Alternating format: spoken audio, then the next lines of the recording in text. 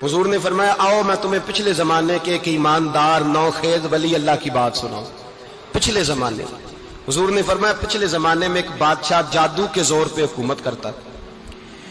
جب وہ ایک جادوگر اس نے رکھا ہوا تھا تو جادوگر اس کو جادو بتاتا، وہ جادو کے زور پر حکومت کرتا۔ جادوگر بوڑھا ہو گیا تو کہنے لگا بادشاہ کوئی نوجوان میرے پاس بھیج دے، اب میں بوڑھا ہو گیا ہوں، میرا پتہ کوئی نہیں کب مر جاؤں۔ ایک نوجوان کی ڈیوٹی لگائی، بڑا زیرک سمجھدار، اپنے رعایا میں سے چن کے جو ذہین فطرت مزاج بچہ تھا وہ اس نے لگایا۔ اللہ کے محبوب علیہ الصلوۃ والسلام فرماتے ہیں بچہ جادو سیکھنے لگا، وقت گزرنے لگا۔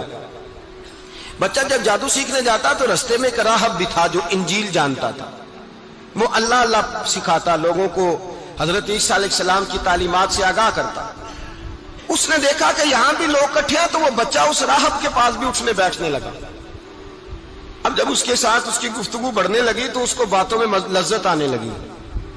اس نے راہب نے پوچھا کہ تو کون ہے اور کس طرح سے آیا ہے، کیا تیرا معاملہ ہے؟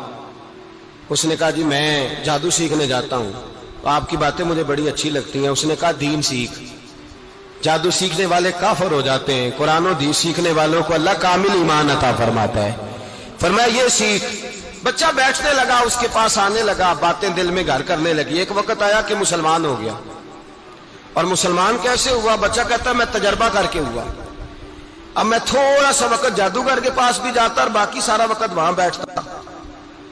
میں ایک دن جا رہا تھا تو رستے میں اژدہا تھا، بہت بڑا سانپ تھا، رستہ روک کے کھڑا تھا۔ یہ حضور نے بیان کی حدیث، نبی پاک صلی اللہ علیہ وسلم فرماتے ہیں بچہ کہتا ہے کہ رستے کے اندر سانپ ہے، رستے بند ہے، لوگ چھتوں درختوں پہ چڑھے، ہراش ہے۔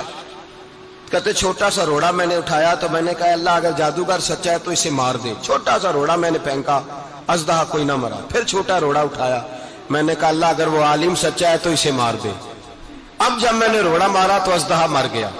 میرے اندر سے گواہی آئی نہیں دین کی باتیں سچی ہیں، نہیں قرآن کی باتیں اسلام سمجھانے کے لیے عرض کر رہا ہوں، اگرچہ اس دور میں انجیل تھی، اللہ رسول کی باتیں اچھی ہیں۔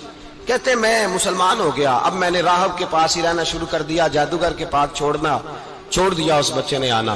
بادشاہ پوچھتا کہاں زیادہ وقت گزارتے ہو؟